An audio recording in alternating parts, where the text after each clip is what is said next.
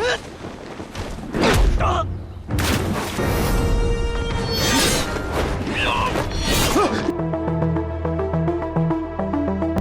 Sinemania di mana saja berada, kembali bersama Basti Bahas Sinema. Di sini kita akan membahas alur cerita film dan drama dari berbagai genre untuk menambah wawasan persinemaan kita semua. Silakan klik tombol subscribe dan jangan lupa bunyikan lonceng agar tidak ketinggalan bahasan-bahasan sinema kita selanjutnya. Pada kesempatan kali ini, Basi akan melanjutkan kisah Handsome Sibling yang sudah kita bahas sebelumnya. Bagi Sinemania yang belum nonton episode awal, silakan tonton dulu video sebelumnya biar nggak bingung. Link video ada di kolom description box. Oke, kita lanjut. Perjalanan Xiaoyu yang meninggalkan lembah penjahat sudah sampai di sebuah padang rumput. Ia benar-benar menikmati kebebasannya.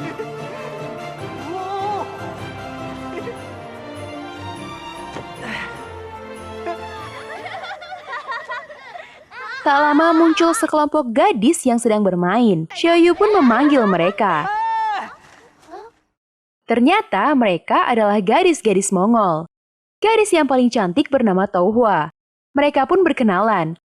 Touhua yang merupakan anak dari pedagang Mongol itu mengajak Xiaoyu ke tempatnya. Xiaoyu senang sekali dan larut dalam keramaian di sana. Keesokan harinya, sekelompok pedagang itu mengadakan bazar. Xiaoyu pun ikut untuk melihat-lihat. Xiaoyu mendatangi penjual kuda dan menanyakan harga kuda tersebut. Pedagang itu menawarkan harga 190 tel perak. Tapi Xiaoyu malah menaikkannya menjadi 380 tel. Xiaoyu pun membeli kuda itu. Kemudian dia melihat seorang pemuda berbaju putih yang menarik perhatiannya. Kelemahan film Mandarin nih guys, kalau ada cewek nyamar jadi cowok, tetap kelihatan ceweknya. Jadi nggak usah heran, anggap aja benar ya. Xiaoyu pun menawar mutiara yang sedang dilihat pemuda itu. 70 两，70 两，是假的。 Dia mengatakan mutiara itu palsu, tapi Xiaoyu malah ingin membayarnya lebih mahal. 直接从海底捞就可以了。 Pemuda berbaju putih itu meninggalkan penjual mutiara karena merasa terganggu dengan Xiaoyu. Touhua ternyata mencari Xiaoyu. Dia mengatakan bahwa para pedagang itu menipu Xiaoyu. Tapi Xiaoyu tahu bahwa harga barang-barang yang dibelinya terlalu mahal. Dan dia pun hanya tertawa. Tak lama datanglah beberapa pedagang mencari Xiaoyu. Mereka membawa barang-barang untuk dijual karena mereka sudah mendengar Xiaoyu selalu membeli dengan harga mahal. Xiaoyu pun mengambil semua barang yang ditawarkan. Ketika dia akan membayar, para pedagang itu mengatakan harganya terserah Xiaoyu. Xiaoyu pun membayar dengan harga 1 tel untuk semua barang dan berlalu dari sana. Benar-benar pinter setan kecil ini ngerjain orang, guys. Para pedagang itu marah karena merasa ditipu. Mereka mengejar Xiaoyu dan hendak memukulinya.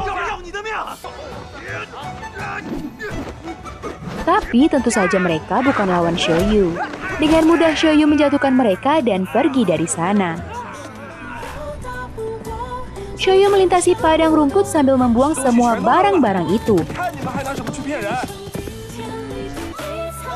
Dia sampai di pinggir sebuah jurang. Di sana ia membuang emas yang diberikan para penjahat dan menyisakannya sedikit untuk cadangan bekal. Ketika berbalik, dia melihat pemuda berbaju putih yang ditemuinya di pasar tadi. Tapi Xiaoyu mengacuhkannya dan berlalu. Pemuda itu menghentikannya dan menyuruhnya mengembalikan barang-barang yang ditipunya dari para pedagang. Xiaoyu mengatakan kalau barang-barang itu sudah ia buang di jalanan. Pemuda itu mengatakan bahwa ia akan mengampuni Xiaoyu kalau Xiaoyu mau mengikutinya menjadi murid. Xiaoyu tertawa mendengarnya. Xiaoyu mengajak pemuda itu bertarung untuk menentukan siapa yang lebih pantas menjadi guru. Akhirnya mereka bertarung. Ternyata pemuda itu lebih tangguh, tapi Xiaoyu segera memutar otaknya. Dasar setan kecil, udah jelas kalah malah mau bikin jebakan nih guys. Xiaoyu menantang pemuda itu untuk mengenali siapa gurunya dalam 10 jurus. Mereka kembali bertarung.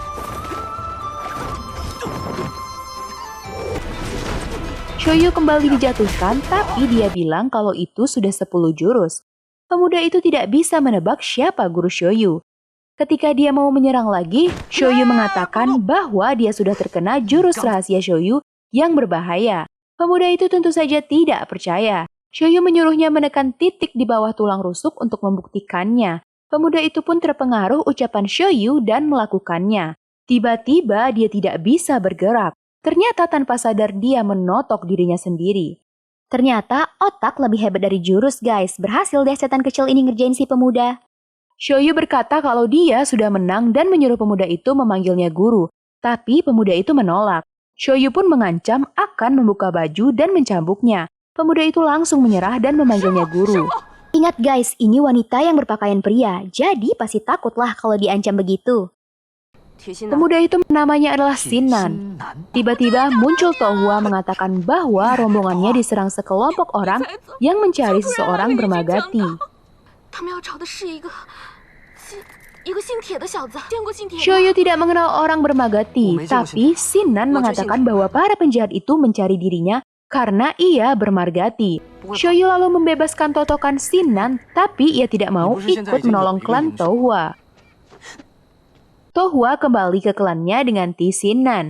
Di pasar semua orang ternyata ditangkap dan akan dibunuh. Ketika Sinan sampai di sana, ia langsung menghentikan mereka. Penjahat itu meminta sebuah benda yang disimpan Sinan, tapi Sinan tidak mau menyerahkannya. Sinan dikeroyok oleh para penjahat itu, tapi ia masih unggul. Ternyata Shoyu juga kembali ke sana. Dia mengamati peristiwa itu dari balik sebuah tenda.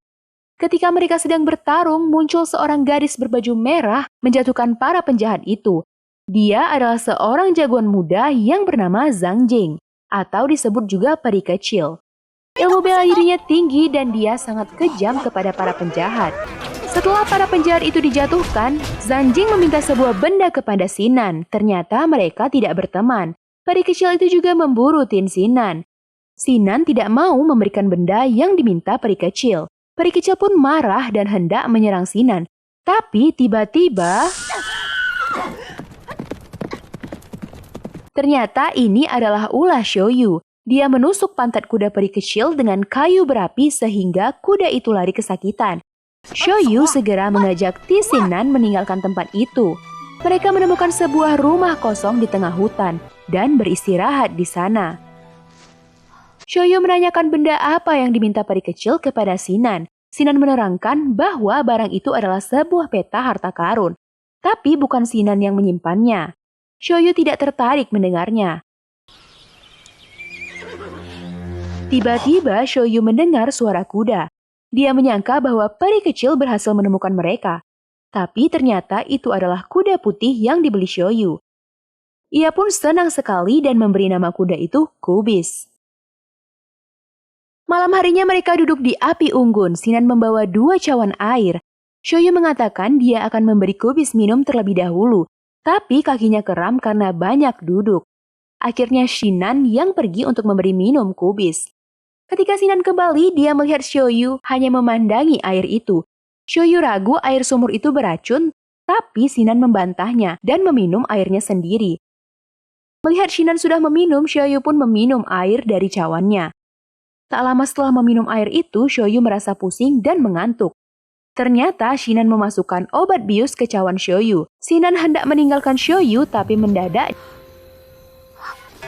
Shoyu pun bangkit kembali. Dia hanya pura-pura saja.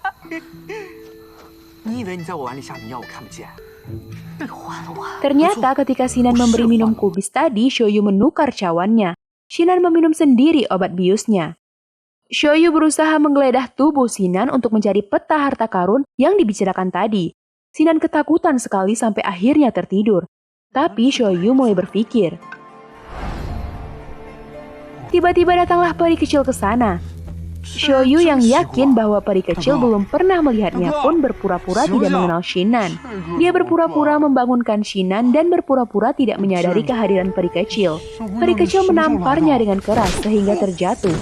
Kemudian peri kecil bertanya apa yang dilakukan Shoyu di sana. Shoyu pun mengarang cerita. 谁知道这马看 Shoyu pun bertanya kepada peri kecil apa yang harus dilakukannya terhadap Shinan, yang sepertinya sedang tertidur. Peri kecil menggeledah tubuh Shinan, tapi tidak menemukan benda yang ia cari. Dia pun menyuruh Shoyu mengambilkan air. Shoyu melakukannya, tapi ketika meletakkan air, dia menumpahkannya hingga membasahi baju peri kecil. Peri kecil marah sekali. Shoyu ketakutan dan berusaha membersihkan baju peri kecil. Ketika peri kecil lengah, Shoyu menotoknya di 3 titik. Peri kecil pun langsung terduduk di tanah. Shoyu pun tertawa dan menceritakan bahwa dialah yang membakar pantat kuda peri kecil. 我烧了他的屁股，我这心里 Shoyu mengatakan bahwa dia akan membalas 3 kali tamparan peri kecil. Tapi tiba-tiba ia menghentikan tangannya. Ia malah mencium pipi peri kecil sebagai balasan tamparan tadi. Waduh, setan kecil mulai mesum nih otaknya guys. Peri kecil merasa marah sekali dan bersumpah akan membunuh Shoyu. Shoyu mengacuhkannya dan membopong tubuh Shinan ke atas kudanya, lalu pergi dari sana. Keesokan harinya Shoyu terbangun karena tamparan Shinan. Ternyata ketika tidur, Shinan duluan bangun dan menotoknya. Shoyu yang tahu kondisinya malah mengejek Shinan. Dia mengatakan bahwa ketika Shinan tertidur, ia memeriksa seluruh tubuh Shinan dan mengetahui bahwa Shinan adalah seorang gadis. Shinan marah bercampur malu. Shinan mencabut belatinya hendak membunuh Shoyu. Tapi Shoyu mengungkit jasanya menyelamatkan Shinan beberapa 女 kali. 人向他们求救，他们理都别理，跑得越 Shinan jadi tak enak hati. Shinan lari meninggalkan Shoyu yang masih tertotok. Akhirnya Shinan kembali. Dia mau melepaskan Shoyu asal Shoyu bersedia menemaninya pergi ke suatu tempat. Shoyu pun 先帮我把这个 menyanggupinya. 穴道给解开呀！哎呦， Shinan meminta Shoyu pergi ke lembah penjahat untuk mencari ayahnya Tizan, satu dari 10 penjahat yang bergelar singa gila. Tapi Shoyu mengatakan bahwa singa gila tidak ada di sana. Dia tahu karena dia dibesarkan di sana. Shoyu mengatakan singa gila tidak pernah sampai ke lembah penjahat. Mungkin saja dia pergi ke tempat lain atau sudah mati. Tiba-tiba Shinan pingsan. 喂， Setelah Shinan sadar kembali, mereka melanjutkan perjalanannya. Shinan heran kenapa Shoyu tidak menanyakan apa-apa, tapi Shoyu mengatakan dia sudah tahu semuanya. 终于想到要去投靠谁是我的父亲？狂狮铁杖啊！没错，我是叫铁心的。 Shoyu pun mengatakan bahwa mereka harus berpisah karena tidak mungkin pria dan wanita pergi bersama-sama. Ternyata biarpun bandel, setan kecil ini tahu etika juga ya guys. Shoyu pergi meninggalkan Shinlan. 唱， Tapi tiba-tiba hujan pun turun. Dia khawatir memikirkan Shinlan yang dianggapnya rapuh.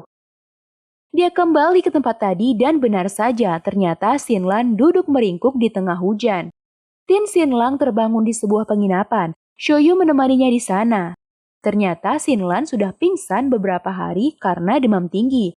Shoyu mengatakan bahwa dia juga sudah mengganti pakaian Shinlan. Shinlan menjadi malu sekali dan menutup mukanya dengan selimut. 你 Padahal 的衣服我已经穿好了。 Emang nakal nih Shoyu, seneng banget nih bikin orang malu. keesokan harinya Ti Shinlan kalang kabut mencari sepatunya. Shoyu mengatakan bahwa dia sudah membuang sepatu itu karena sudah jelek dan membelikan Shinlan sepasang sepatu baru. Ternyata Shinlan menyembunyikan benda yang diperebutkan itu di sepatunya. Akhirnya Shoyu mengatakan bahwa ia sudah menyimpan peta harta karun yang dimaksud Shinlan. 你这个人，你是不是故意气我的？你就是故意吓我的。好，那我就不还你。 Shinlan malah mengatakan bahwa Nah, dia justru memberi ini. peta itu kepada Shoyu. Waduh, Shinlan sepertinya mulai baper nih guys. Tapi Shoyu malah berusaha menghindar karena dia masih ingin bebas bertualang. Tiba-tiba dia mendengar anak buah peri kecil datang ke tempat itu dan mencari mereka.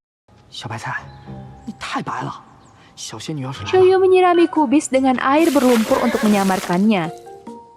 Dia segera ke kamar dan memberitahu Shinlan bahwa di luar ada peri kecil dan anak buahnya mencari mereka. Anak buah peri kecil mulai memeriksa setiap kamar di penginapan. Ketika sampai di depan kamar Shinlan, pintu terbuka dan keluar sepasang kakek dan nenek yang sudah tua. Peri kecil yang curiga menghadang jalannya.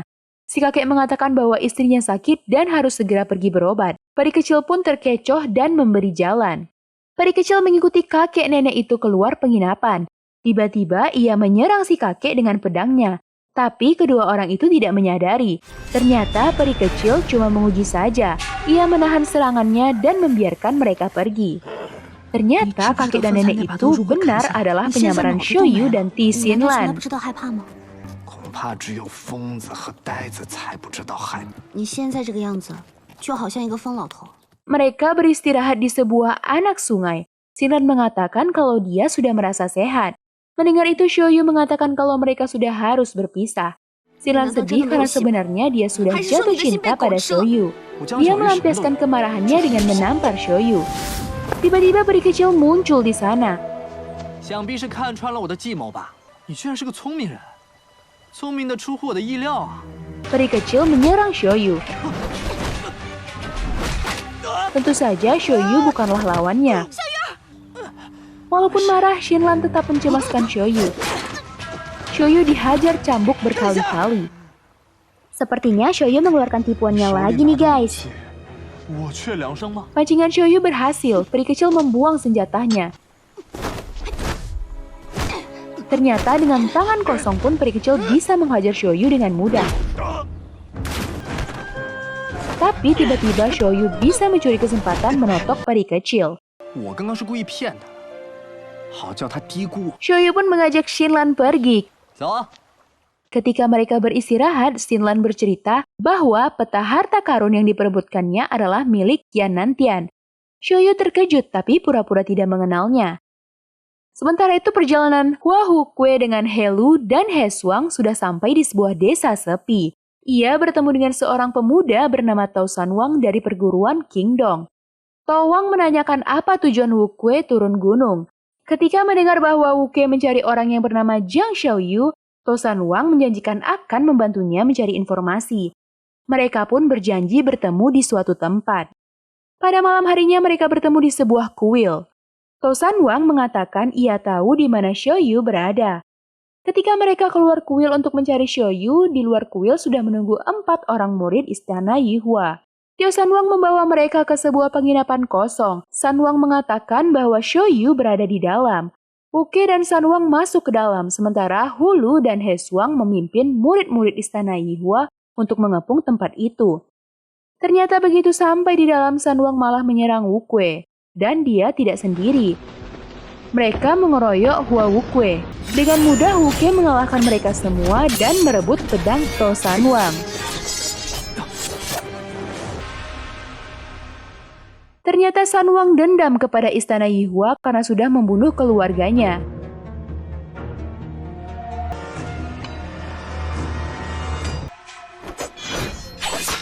Mendengar itu, Wukue mengampuninya dan menyuruhnya pergi. Sebelum pergi, Tao Sanwang menyebutkan nama aslinya adalah Qin Ziling, dan dia tetap akan mencari kesempatan untuk membalas dendam pada istana Yihua. Mereka pun melanjutkan perjalanannya. Ketika sampai di kaki sebuah bukit, mereka disambut oleh anggota klan Tianhong. Pemimpinnya bernama Feng Quanli mengundang Wei Kue ke perguruannya untuk dijamu. Tapi Wei Kue menolak dan mengatakan dia ada urusan mendesak. Feng Quanli pun kecewa.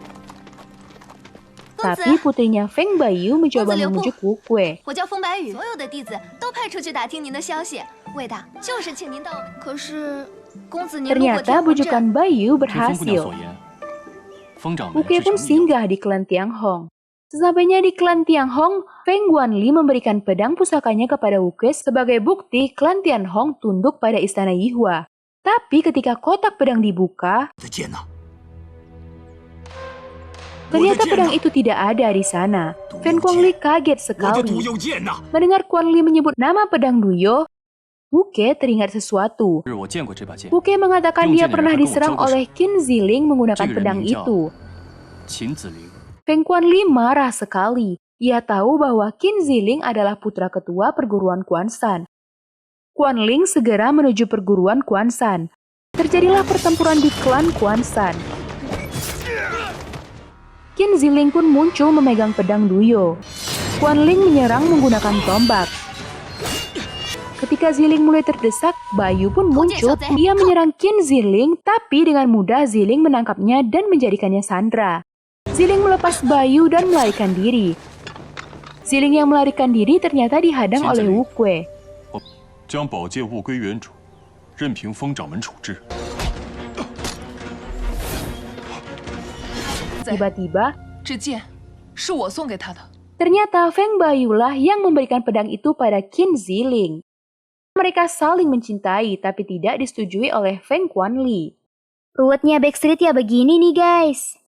Ketika Bayu sedang curhat dengan Wuku, Feng Quanli muncul di sana.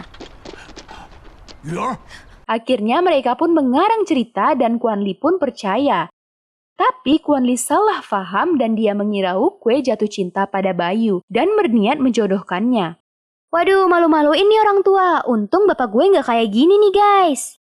Demikianlah akhir kisah dari episode ini. Kita akan ceritakan kembali perjalanan dua saudara kembar ini pada episode berikutnya.